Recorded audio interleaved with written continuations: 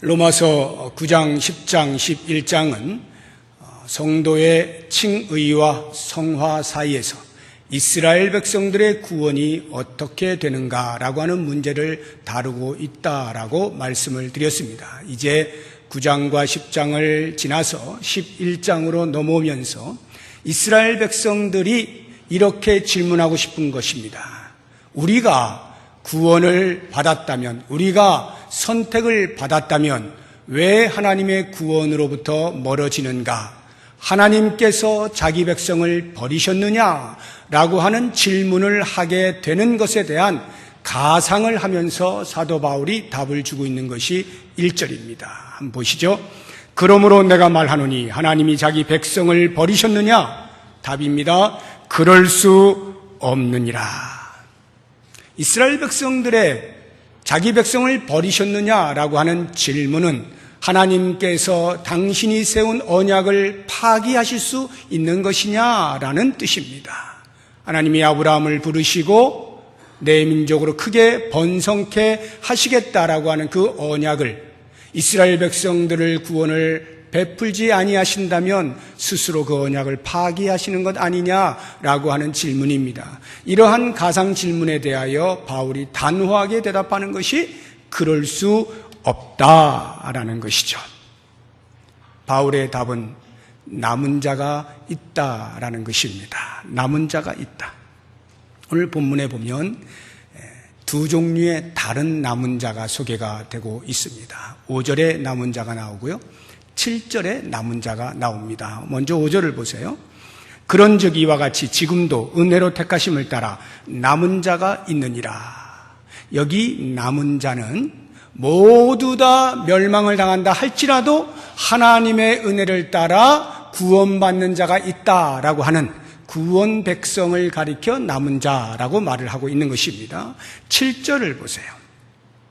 그런즉 어떠하냐? 이스라엘이 구하는 그것을 얻지 못하고 오직 택하심을 입은 자가 얻었고 그 남은 자들은 우둔하여졌느니라. 여기에 나오는 남은 자는 남은 자로서 하나님의 구원을 받은 자들을 제외한 나머지를 가리켜서 남은 자라고 표현하고 있는 거예요.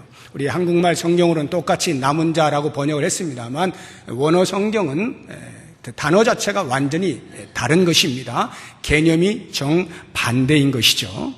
자, 오늘 우리는 5절에 나오고 있는 그 남은 자에 대해서 생각을 하려고 하는 것입니다. 오늘 말씀의 제목이 남은 자죠.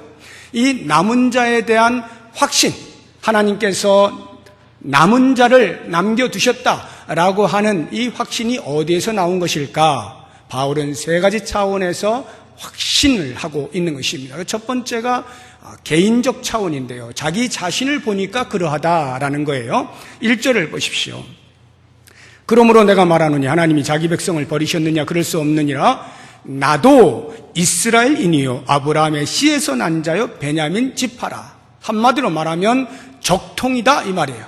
나는 아브라함의 자손의 적통을 이어받은 순수 이스라엘 민족이다, 유대인이다 라는 것인데, 그런데 내가 하나님의 은혜로 이렇게 구원을 받고 있지 않느냐라고 하는 차원에서 이스라엘 백성들이 다 버려진 것이 아니요 남은 자가 있음을 이야기해주고 있습니다.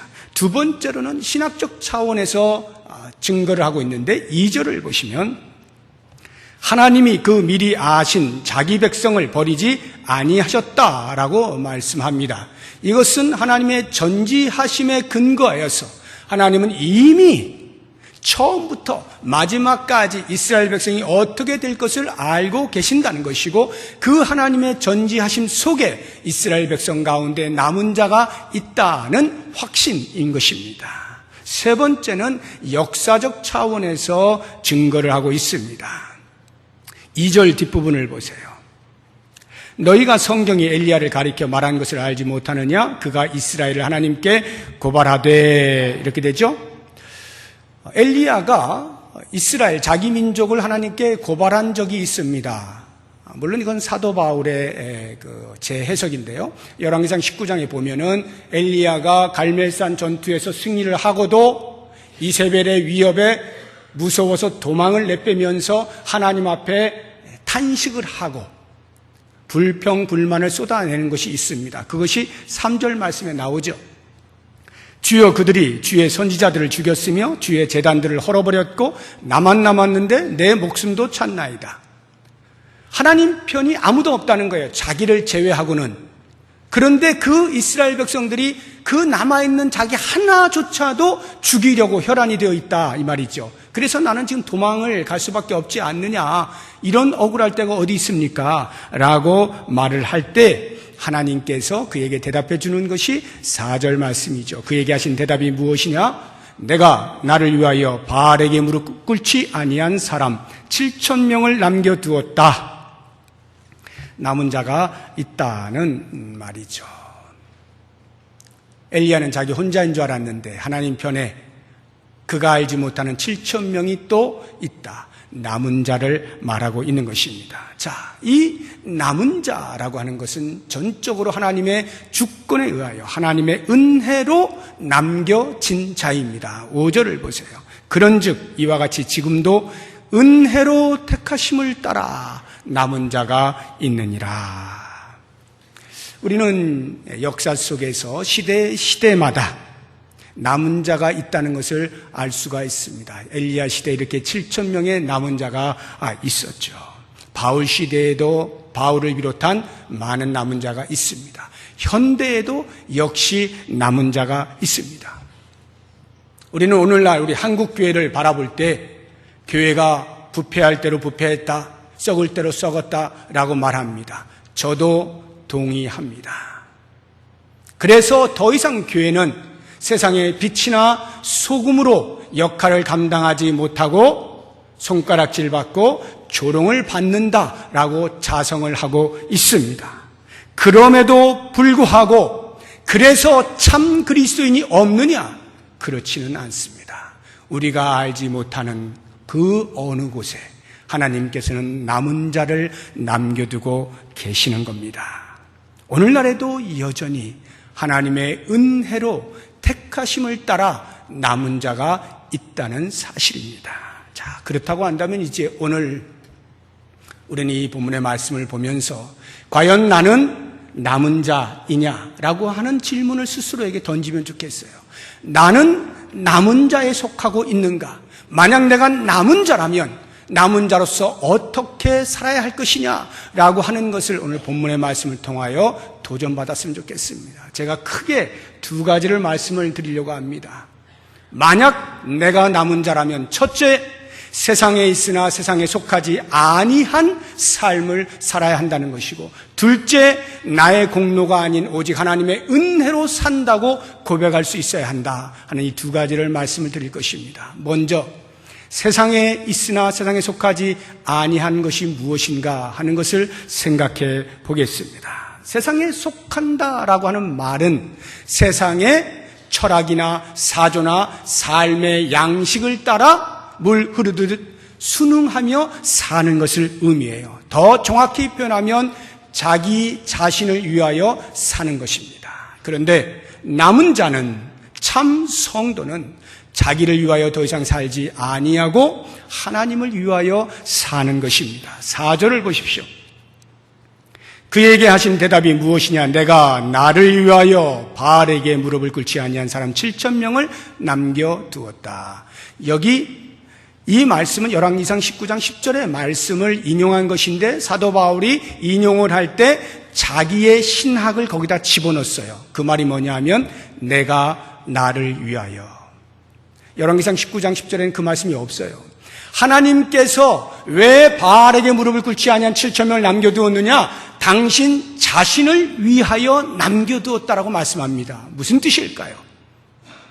아브라함과 언약을 맺으신 하나님, 반드시 너의 씨를 통하여 번성케 하겠다라고 말씀하신 그 하나님이 자신의 언약을 지켜 나가시겠다는 거예요. 남은 자를 두시는 이유는 남은 자가 훌륭하기 때문이 아니라 하나님께서 스스로 세우신 언약을 지켜 나가시기 위하여, 내가 나를 위하여 나의 신실함을 깨뜨릴 수 없기에 내가 나를 위하여 남은 자를 둔다라는 뜻입니다. 또 한 가지는 하나님께서 사람과 당신의 형상대로 지으신 그 사람과 교제하기를 원하신다는 거예요.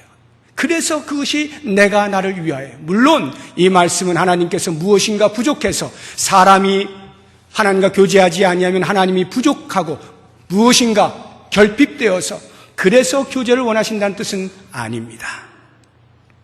하나님이 만드신 그 완벽한 창조의 으뜸, 사람으로 하여금 진정한 행복을 나누어주고 싶고 당신의 사랑을 나누어주고 싶은 그 심정에 하나님께서는 우리와 교제하기를 원하신다는 거예요. 그러면 여러분 생각해 보십시오. 하나님께서 우리와 교제를 하려고 하시는데 하나님의 교제의 대상인 우리가 하나님의 거룩하심처럼 거룩의 삶을 살지 아니하면 하나님은 함께 하시지 못하지 않습니까? 그렇기 때문에 우리는 세상에 있으나 세상에 속하지 아니한 자로 살아야 한다라고 하는 것입니다.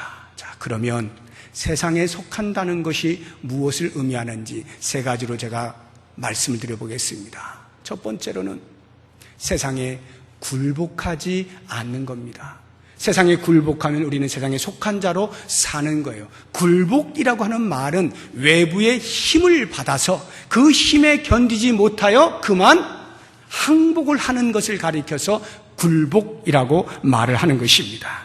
엘리야 시대에 아합과 이세벨이 자기 민족을 얼마나 박해합니까? 우상 숭배를 하도록 박해를 하지 않습니까? 그럼에도 불구하고 그 바알에게 무릎 꿇지 아니한 7천이 동굴로 도망을 갔는지 어떻게 피신을 했는지 피신을 하는 한이 있더라도 여호와 신앙에서 떠나지 않겠다라고 자기들의 신앙을 굳게 붙잡은 것 아니겠습니까? 세상에 굴복하지 않는 거예요. 모든 이스라엘 백성들이 그 힘 앞에 어쩔 수 없이 절하고 있을 때 무릎 꿇지 아니한 7천은 신앙을 온전히 지켜내고 있는 것입니다. 이것이 그 당시에만 그렇습니까?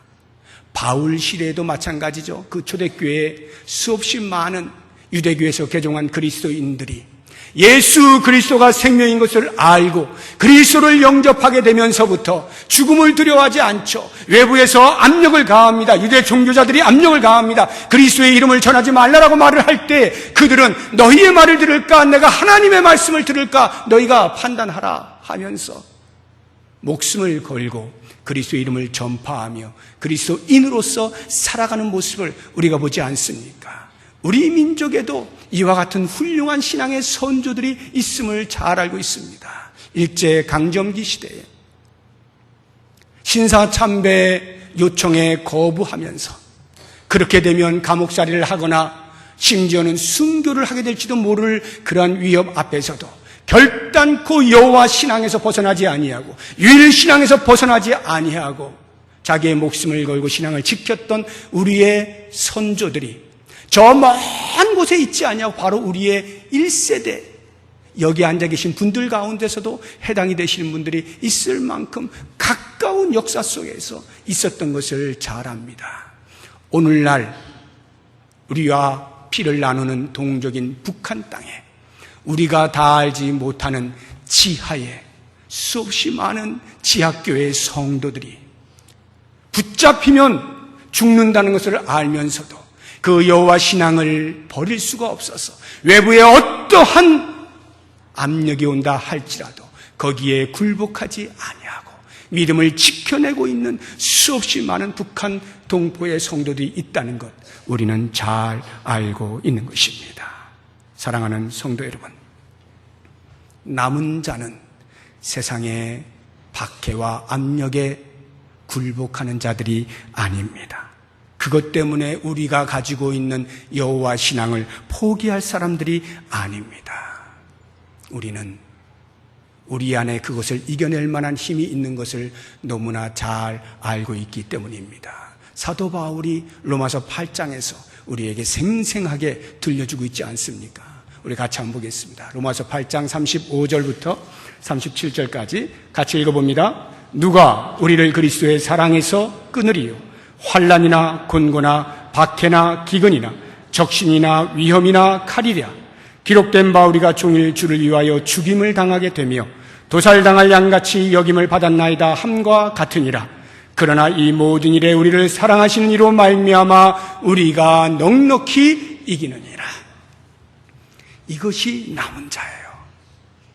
외부에서 환난이나 곤고나 박해나 기근이나 적신이나 위험이나 칼등이 우리를 넘어뜨리려고 공격한다 할지라도 그 앞에 무릎 꿇지 아니하고 마치 도살당하는 양과 같이 끌려가면서 죽임을 당한다 할지라도 우리 안에 살아계셔서 그 크신 사랑을 보여주시는 그리스도의 사랑 때문에 우리가 넉넉히 이긴다라고 고백하면서 당당하게 세상을 향하여 대항하고 살아가는 것, 이것이 남은 자요 참 성도인 것입니다.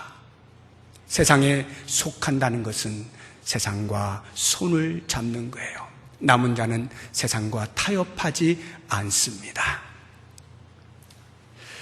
우리가 타협한다라는 말을 할 때 처음부터 타협하는 사람은 그다지 많지 않아요. 적어도 참 성도라고 하면 나름대로 열심히 영적인 전쟁을 치릅니다. 우리에게 도전하고 있는 사탄의 유혹과 위협과 어떠한 죄의 모양도 끊어내려는 노력을 해요. 안 하는 게 아니죠.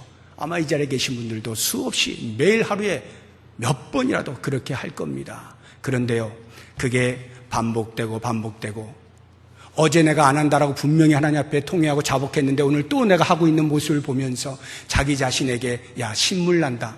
너 안 한다고 하더니 또 하냐? 내일 또 할 거지? 그러니 오늘 회개해봐야 별 소용이 없겠다 싶어서 해도 안 되는 것 같이 느껴질 때 그만 손을 놓아버리는 경우가 있습니다. 하나님의 사람으로 살고자 하는 그 노력을 그치는 경우가 있어요. 바로 그때 타협이 일어나는 거예요.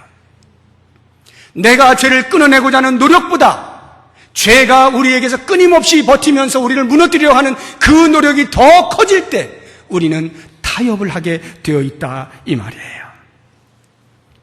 이 타협의 모습을 잘 보여주고 있는 것이 오늘 새벽에 묵상한 말씀인데요. 우리 같이 한번 보도록 하겠습니다. 여호수아서 17장 12절 말씀입니다. 같이 읽어봅니다.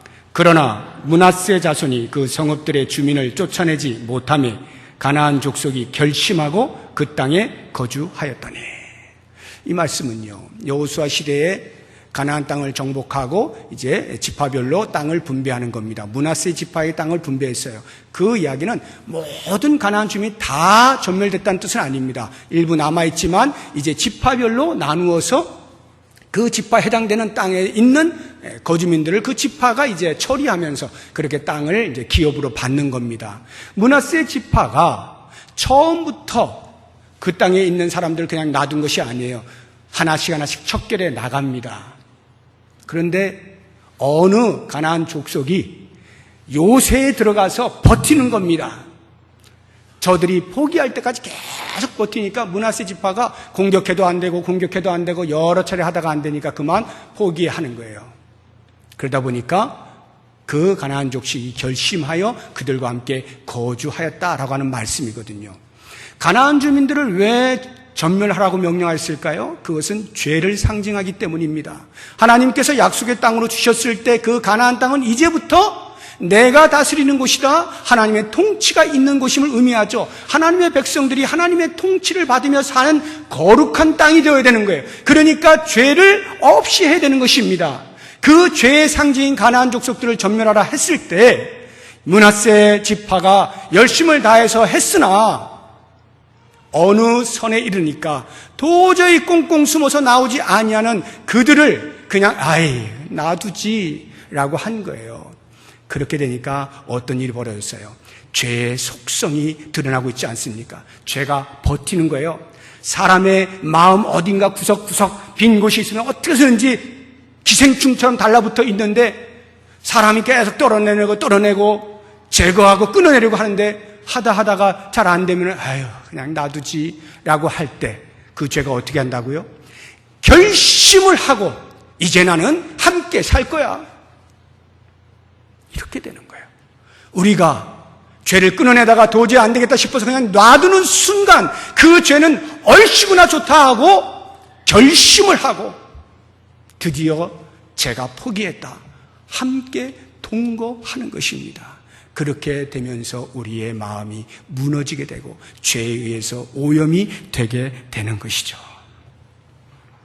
사랑하는 여러분, 남은 자는 세상에 대하여 손을 내미는 자가 아닙니다. 물론 복음을 전파하는 일에 있어서는 당연히 우리가 마음을 활짝 열고 이 세상과 대화도 해야 되고요. 선한 일들을 베풀면서 나누면서 어떻게든지 생명을 얻을 수 있도록 노력을 해야 합니다. 그러나 그것이 우리가 세상을 닮아가도 된다는 뜻은 아닙니다. 세상과 손을 잡아도 된다는 뜻은 아니에요. 우리 남은 자는 절대로 세상과 멍해를 함께 맬 수 없는 존재임을 꼭 기억하면서 죄를 미워하고 죄를 끊어내고 오늘 내가 실패했으면 내일 또다시 성공할 것을 노력하면서 계속해서 그 일을 해나가는 것이 남은 자인 것을 기억하시기 바랍니다. 세상에 속한다는 말의 세 번째는 세상을 사랑하는 거예요. 여러분, 세상에 굴복을 하는 것은 힘에 의해서 할 수 없이 눌려진 비동적이고 수동적인 것이죠. 세상과 타협을 한다는 것은 적당히 손을 내미는 반반의 삶이라고 한다면 세상을 사랑한다는 말은 적극적으로 내가 나서서 내가 더 가까이 가서 세상을 부둥켜 안는 것을 말하는 것입니다. 엘리야 시대에 7,000명이 바알에게 무릎을 꿇지 아니하였다 했어요. 그러면 그 나머지는 어떻게 한 겁니까? 다 바알에게 무릎을 꿇은 거죠. 그 원문인 열왕기상 19장을 보시게 되면 이렇게 표현되어 있어요. 바알에게 무릎 꿇지 아니한 그리고 그 입을 맞추지 아니한 7,000명이 있다. 바알에게 무릎 꿇지 않고 입을 맞추지 않았다. 이게 무슨 뜻일까요? 신전이 있잖아요. 바알과 아세라를 섬기는 신전이 있습니다. 거기를 찾아갑니다. 그러면 큰 신상이 세워져 있죠. 그 앞에 무릎을 꿇었다는 것은 절을 했다는 뜻이고 입을 맞추었다는 것은 그 신상의 발등에 입을 맞추었다는 거예요. 이것은 곧 바알을 섬기는 제사 의식을 말하고 있는 것입니다. 그러니까 이스라엘 백성들이 강제에 의하여 어쩔 수 없이 절을 한 사람도 있겠지만 상당수는 일부러 찾아가서 그 앞에 무릎을 꿇고 머리를 조아리고 우상을 숭배했다라고 하는 말이거든요. 왜 그렇게 했을까요? 바알과 아세라 부부거든요. 그들이 만든 가나안 족속이 만든 신 부부인데요. 이 바알과 아세라가 농경의 신이에요. 풍요의 신이에요. 비를 관장하는 신입니다. 그러니까 그들에게 잘 보여야 비가 많이 와서 농사가 풍년이 들고 먹을 것이 많아지는 거예요. 이스라엘 백성들이 가나안 땅에 정착을 하면서 그것을 알게 된 것입니다. 야, 가만히 보니까 저들이 섬기는 바알과 아세라가 농경의 신이고 비를 관장하네. 그러니까 하나님을 섬기면서도 은근히 자기들의 먹을 것 생존을 위하여서 그 앞에 나아가서 비는 겁니다. 내가 하나님을 섬기고 있는데 잠깐 농사 잘 되게 하기 위하여 비는 것쯤이야. 뭐가 문제야? 하고 가서 일부러 엎드리는 거예요. 자기들의 생존을 위하여서 우상 숭배의 자리에 일부러 찾아가는 것입니다. 세상을 사랑하고 있는 모습이죠. 여러분, 이게 얼마나 무서운 거냐면요. 그러다 보니까 그 바알과 아세라의 심기를 건드리면 안 되고 어떻게 해서든지 복을 부어줄 수 있는 행위를 해야 되는데요. 그 가운데 하나가 끔찍한 성행위가 있어요. 신전 안에, 바알 신전 안에 성창이라고 거룩한 창녀들이 있습니다. 그래서 그 신전 안에서 성관계를 하는 거예요. 왜 그렇게 하느냐? 이 바알과 아세라가 부부인데 침대를 같이 써서 성관계를 할 때 그들이 기분이 좋아서 비를 더 많이 내려준다라고 생각을 하는 겁니다. 그러니까 이들이 그들을 자극하기 위하여, 하늘을 자극하기 위해서 땅에서 음란한 행위를 하는 거예요.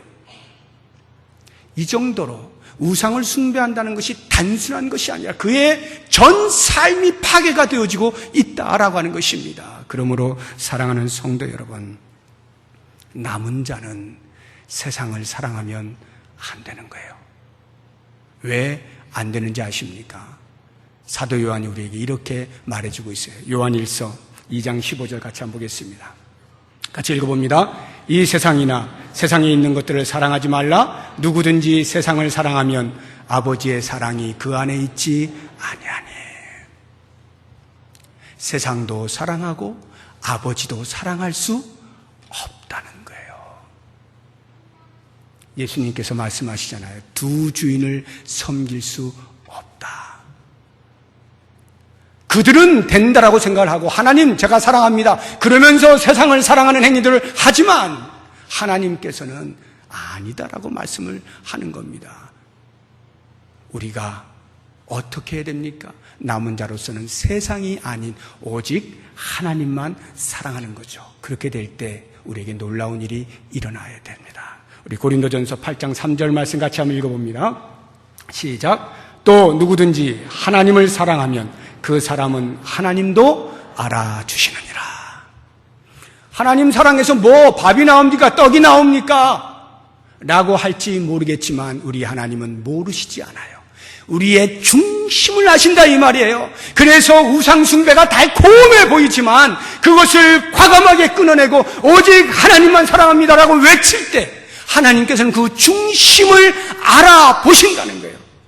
알아보시고 뭐 한다고요? 우리의 필요를 때를 따라 공급해 주신다는 뜻 아니겠습니까? 하나님만 사랑하는 것, 이것이 남은 자의 모습이라는 것을 잊지 말기를 바랍니다. 남은 자는 세상에 있어요. 우리가 두 발을 이 세상에 딛고 있어요. 그러나 세상에 속한 자가 아니라는 것, 세상에 굴복하거나 세상과 타협하거나 세상을 사랑하는 행위를 하지 않는다는 것, 오직 하나님만 사랑하고 오직 하나님의 뜻에만 순종하며 산다는 것 꼭 기억하시고요. 이제 두 번째로, 남은 자는 자기의 공로가 아닌 하나님의 은혜로 산다는 것에 대해서 같이 한번 생각을 해보겠습니다. 이스라엘 백성들은 자기의 공로를 의지했어요. 율법을 열심히 지키면 하나님의 구원이 임할 거라고 생각했어요. 우리의 열심을 보시고 하나님이 감동을 받을 거라고 생각했어요. 그러나 하나님은 아무런 관심이 없으셔요. 하나님은 하나님의 은혜로 남은 자를 두신 거예요. 다시 한번 5절 말씀을 보십시오. 그런즉 이와 같이 지금도 은혜로 택하심을 따라 남은 자가 있느니라. 남은 자는 은혜로 남겨졌지, 남은 자의 대열에 설 만큼의 어떠한 훌륭한 모습이, 공로가 열심히 나에게 있어서 하나님의 눈에 들어서 그래서 뽑힌 것이 아니다 이 말이에요. 오직 하나님의 은혜로 택하심을 따라 남은 자가 생기게 된 것입니다. 그러면 자기의 공로를 의지하고 하나님의 은혜를 무시하는 그런 사람은 어떤 사람일까요? 아까 우리가 본 7절의 말씀, 그 남은 자의 나머지, 그들을 뭐라고 표현하고 있습니까? 7절 뒷부분에 그 남은 자들은 우둔하여졌느니라. 우둔해졌다. 우둔하다는 게 뭘까요? 쉽게 예를 들어서 보기는 보는데 보지 못하는 것이고 듣기는 듣는데 듣지 못하는 것입니다. 더 정확하게 하면 보는데 보지 않는 거고 듣는데 듣지 않는 것입니다. 이게 우둔함이에요. 하나님께서 어디가 생명이라고 분명히 제시하시고 말씀하시는데 그것을 듣지 않고 길을 막아버리는 거예요. 대표적인 인물이 웃사입니다. 여러분 웃사를 아십니까? 다윗 왕이 헤브론에서 왕좌의 자리에 있다가 이제 사울 왕도 죽고 통일을 하면서 예루살렘으로 다윗성을 옮기지 않습니까? 수도를 옮기죠. 그러면서 이제부터는 하나님께서 전적으로 통치하시는 민족이 되어야 한다라고 하는 것을 선포하기 위하여 그가 제일 먼저 한 것이 언약궤를 가지고 오는 것이었습니다. 그때까지만 해도 언약궤는 성에 있지 않았어요. 성전에 있지 않았습니다. 그 언약궤가 블레셋과의 싸움에서 빼앗겼다가 그곳에서 난리가 나니까 블레셋 사람들이 그냥 보내버린 것입니다. 그래가지고 그 언약궤가 있었던 곳이 아비나답이라고 하는 산지에 사는 사람의 집에 수십 년 동안 방치가 되어 있었던 겁니다. 그걸 다윗 왕이 가지고 오는 거예요. 그러면서 3만의 군사를 보냅니다. 이때 그 언약궤를 옮긴 사람이 아비나답의 두 아들 웃사와 아효입니다. 그들이 어떻게 옮겼느냐 하면 수레를 준비하였습니다. 그런데 하나님의 언약궤니까 새 수레, 한 번도 쓰지 않은 수레, 한 번도 매지 아니한 송아지를 탁 그 수레를 끌게 만듭니다. 새 것을, 정성을 다하는 것이죠. 그래서 옮깁니다. 그런데 이게 웬일인가요? 어느 정도 갔는데요, 나원의 타작마당에 이르렀을 때에 그만 그 소가 펄쩍 뛰는 것입니다. 그러니까 수레가 덜컹거리면서 이 언약궤가 땅에 떨어질 찰나에 우사가 큰일 났다 싶어가지고 몸을 던져서 그 언약궤를 땅에 떨어지지 않도록 붙잡습니다. 우리가 상식적으로 볼 때 이런 열심을 가진, 이런 용맹한 사람을 찾기가 쉽지가 않습니다. 그 언약궤를 얼마나 귀하게 여겼는지 새 수레를 준비해가지고 실은 데다가 땅에 떨어질세라 몸을 던지지 않습니까? 소가 길이길이 날뛰고 미쳤다는 뜻인데 거기에 자기의 몸을 던져서 언약궤를 붙잡는다는 것은 자칫하면 자기의 목숨을 잃을지도 모를 위험한 상황이죠. 그럼에도 불구하고 하나님의 언약궤를 땅에 떨어뜨릴 수 없겠기에 용맹함을 가지고 붙잡은 것이에요. 그런데 놀라운 것은 우리는 그렇게 생각이 드는데 하나님은 다르게 생각하시더라는 거예요. 성경이 그에 대해서 평가하고 있는 것을 우리 같이 한번 보겠습니다. 사무엘하 6장 7절입니다. 같이 읽어봅니다. 여호와 하나님이 우사가 잘못함으로 말미암아 진노하사 그를 그곳에서 치시니 그가 거기 하나님의 궤 곁에서 크게 하셔야 돼. 죽으니라. 아무리 제가 생각을 해도 우사가 잘못한 것도 이해를 못하겠고 잘못한 것까지야 어떤 잘못이 있었나 보다라고 만약에 우리가 살펴본다 할지라도 그래서 그게 죽을 정도냐? 라고 할 때는 도저히 이해가 되지 않는 거예요. 그런데 왜 하나님께서는 우사를 잘못했다라고 책망하시고 그 책망의 결과로 죽이셨는가? 라고 하는 것을 생각해 볼 필요가 있어요. 뭘까요? 보기는 보아도 보지 않는 것이고 듣기는 들어도 듣지 않는 것입니다. 하나님의 은혜라 말하지 아니하고 자신의 공로로 돌리는 것입니다. 종교적인 열심으로 자기의 공로를 말하고 있는 거예요. 우사는 그런 사람이었어요. 하나님께서는 이미 출애굽기와 레위기를 보시게 되면, 민수기를 보시게 되면 이 궤를 옮길 때 절대로 그냥 옮기지 못하고 어깨에 메고 옮겨야 되고, 그것도 아무나 매는 것이 아니라 레위 자손들 가운데에서 고핫 자손들만, 레위 지파 가운데에서 고핫 자손들만 옮길 수 있게 되어 있는 거예요. 어깨에 메고 옮겨야 되는 거예요. 이것이 하나님께서 율법으로 주신 거예요. 그들로 하여금 그렇게 하라고 하신 거예요. 하나님의 거룩을 드러내도록 하신 겁니다. 그런데 우사가 그것을 몰랐을까요? 아니요. 모를 수가 없어요. 그런데 왜 그렇게 했을까요? 무시하는 거죠. 그거보다, 그 방법보다 새 수레에다가 안전하게 가져가는 것이 훨씬 낫다라는 자기 생각, 자기 판단을 한 것입니다. 그리고는 그 종교적 열심이 하나님의 마음을 감동시킬 것이라고 생각을 하는 것입니다. 그가 떨어지는 그 언약궤를 붙잡을 때까지만 해도 하나님이 나의 모습을 보고 계시겠지, 최소한의 칭찬을 해주실 거야, 이런 생각을 했을런지 모르겠어요. 그런데 돌아온 것은 그에게 죽음입니다. 죽음.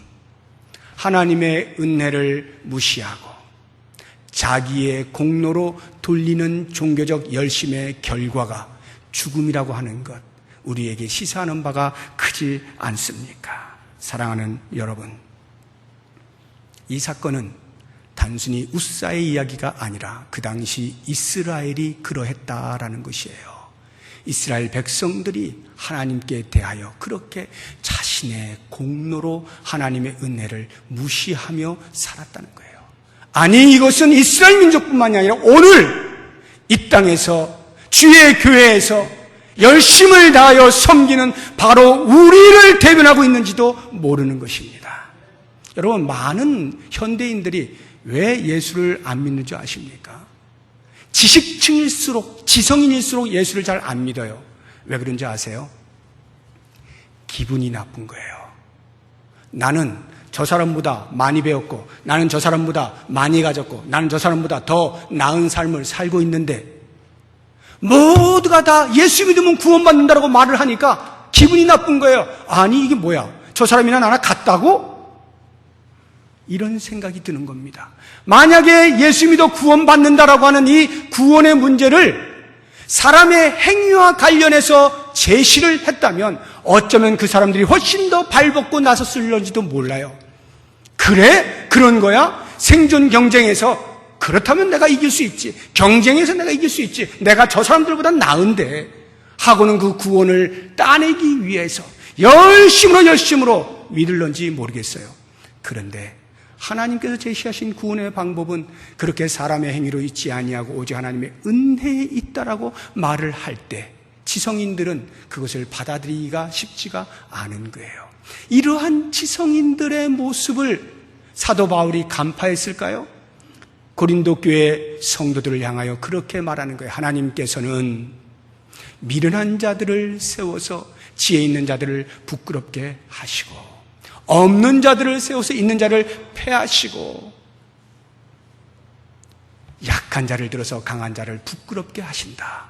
왜냐하면 아무도 자기 육체를 자랑하지 못하게 하려 하기 때문이다. 하나님의 구원의 방식은 절대 은혜인 거예요. 그래서 6절 말씀을 보세요. 만일 은혜로 된 것이면 행위로 말미암지 않음이니 그렇지 않으면 은혜가 은혜되지 못하느니라. 하나님께서는 우리에게 은혜로 구원을 베푸셨어요. 그런데 그 은혜를 종교적 열심으로 둔갑을 해버리고 자기에게로 공로를 취한다면 큰 문제가 되는 거예요. 하나님으로부터 외면을 당하는 거죠. 우리가 지난주에 전교인 수련회를 다녀왔잖아요. 몇 달 동안을 준비한 진행위원들, 제가 그 과정을 다 지켜보면서 그리고 전교인 수련회를 행하던 그 2박 3일 동안을 보면서 정말로 제 마음에 큰 감사와 감격이 있었고 그들을 향해서 박수를 크게 얼마나 많이 쳤는지 몰라요. 왜냐하면 그들의 모습은 참으로 하나님이 보시기에도 흐뭇할 만큼 섬김의 자원함이 있었거든요. 불평하는 것이 없었고요. 자기를 내세우는 사람도 없었고요. 저는 너무나 그것이 감사했어요. 그런데 여러분, 만약에 그 가운데에서 단 한 사람이라도 그 상황 속에서 내가 섬긴 그 열심과 애씀과 헌신을 자기에게로 돌리고 싶은 잠재된 욕구라 할지라도 내 마음 어디 한 구석에라도 그것이 만약에 자리하고 있다면 그것은 더 이상 하나님의 은혜가 되지 못하고 하나님의 은혜가 되지 못하면 하나님과는 관계가 없는 종교적 열심에 불과한 것이 되므로 우사의 결과를 가지게 될지도 모르는 이러한 위험성이 우리에게 있는 거예요. 그렇기 때문에 우리는 언제나 무엇을 하든지 얼마나 내가 열심을 했느냐의 문제가 아니라 그것이 전부 하나님의 은혜라고 고백할 수 있는 이것이 남은 자의 삶인 것이에요. 그러므로 여러분, 내 마음속에서 끊임없이 나를 좀 봐줘, 나를 봐줘라고 유혹하고 있는 그 죄성을 주여 하늘문을 여시고 은혜의 빗줄기를 내리셔서 이 모든 죄성을 다 씻어주십시오. 오직 하나님의 은혜라고만 고백할 수 있게 해주십시오. 이와 같은 삶을 살 때 비로소 우리는 남은 자로 살아가게 되는 것입니다. 말씀을 정리합니다. 크게 두 가지를 말씀드렸죠. 남은 자로 산다는 것은 세상에 속하지 아니하는 것이다. 세상에 굴복하지도 않고 손을 내밀어 타협하지도 않고 세상을 사랑하지도 않으며 오직 하나님의 은혜로만 사는 존재임을 인식하고 그 하나님의 은혜 때문에 노래하고 그 하나님의 은혜 때문에 기뻐하고 그 은혜 때문에 섬기고 그 은혜 때문에 지금 이 시간을 산다라고 고백하면서 하나님께 영광을 돌릴 수 있는 우리 모든 남은 자 되시기를 주의 이름으로 축복합니다. 기도하겠습니다. 하나님, 세상 앞에 당당하게 서기를 원합니다. 그러면서도 내 힘이 아니요 오직 하나님의 은혜로 산다라고 고백하길 원합니다. 나에게로 공을 돌리고 싶어하는 모든 죄의 속성들을 은혜의 빗줄기에 깨끗이 씻음 받게 하셔서 오직 하나님께만 영광을 돌릴 수 있는 우리 모든 이 시대의 남은 자들이 되게 하여 주시옵소서. 예수님의 이름으로 기도드립니다. 아멘.